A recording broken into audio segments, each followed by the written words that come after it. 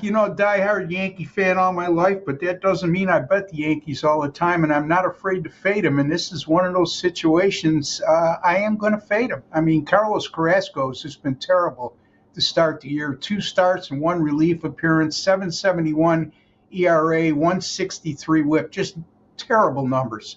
And the New York bullpen, very concerning. Over their last 6 games, they've issued 18 walks and only 20 innings pitched. So that's not very good, Andy, the last I checked. In current KC roster, 16 for 54 lifetime against Carrasco with a 333 on base percentage. So they've had a lot of success.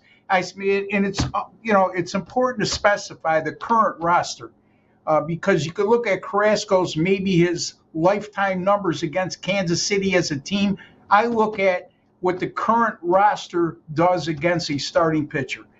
Seth Lugo, last 3 starts, or I should say his only 3 starts of the year, 3.24 ERA and 126 WHIP, good numbers. In this Yankees current roster against Lugo, 13 for 65 lifetime, just a 200 batting average and a 268 on base percentage. So Lugo's had his way with this roster of the Yankees. And Lugo, 2 starts against the Yankees last year, 14 innings pitched with a 2.57 ERA, a 0.78 WHIP, 14-1 strikeout to walk ratio. Give me the Royals here, plus 120 over the Yankees. Nice. Grabbing the plus money. You're always going to be in a good spot when you're looking at plus money dogs in MLB. That's for sure.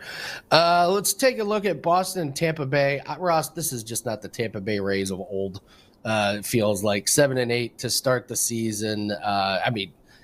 The whole stadium thing, it just feels like there's a dark cloud hanging over the Rays this season. Then you got the Boston Red Sox, who just lost 2-3 to the White Sox. So you got 2 teams kind of struggling here. What's your make of this game? Yeah, the lesser of 2 evils, right, Andy? Look, Boston over their last 7 games has just been anemic offensively. 2 runs scored per game. They scored 2 runs or less in 5 of those 7 outings. Tanner Houck, uninspiring in 3 starts this year with a 4.41 ERA, which isn't that bad, but his 147 WHIP leads me to believe he's been a little bit lucky. The ERA is even 140 or even 4.41. In the Boston bullpen over their last 7 games, 4.63 ERA. And again, I'm a big WHIP guy, Andy. So their WHIP over the last 7 games, the relievers as a whole, 150. And again, that leads me to believe they're wiggling out of a lot more jams and been a little bit lucky. And again, that 4.63 ERA is a bit deceiving. It should be a little bit higher than that. Boston against Shane Baz, lifetime, this current roster, 10 for 32, really good, over a 300 batting average. However, you take away former Astros Bergman's numbers, 5 for 7.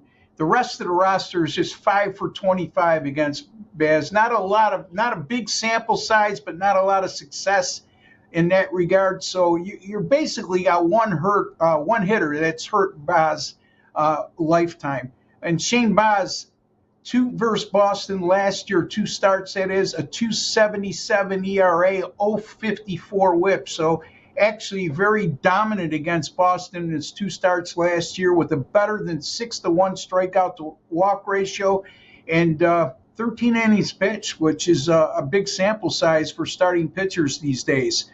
Baz, 2 starts this year, a 1.38 ERA and 13 innings pitched, and he's recorded 16 strikeouts and 13 innings pitched. So again, going with the lesser of 2 evils here, and I think we have an advantage with our starting pitching matchup. I'm going to go with the Tampa Bay Rays here, lay the 130 over the Boston Red Sox. Ross Benjamin, you heard it. He loves whips and chains. So a little bit too much information. Oh, just whip. I'm sorry, Ross. Let's not get carried away. I'll be honest. I've never had chains involved in that part of my life. I've heard that. Well, I hope not. I hope not because I always thought you were a normal human being, but Let's leave this whole subject alone. Anyway, I hope I went fast enough for Brian because he's been patiently waiting.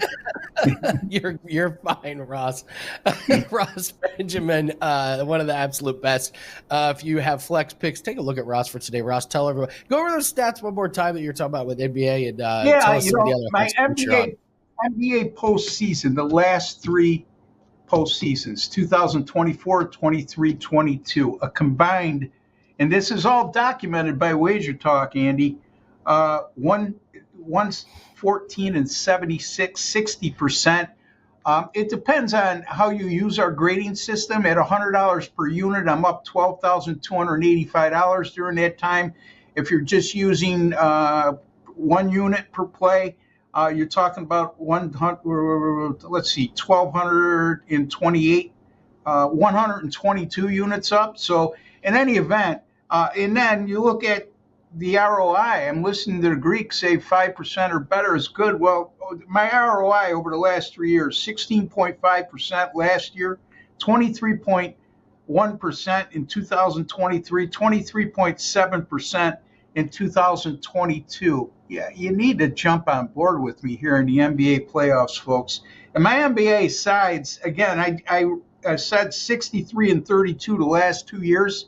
In the playoffs, 66%. My NBA side since April of 23, 158, 116, 58% plus 90, 104.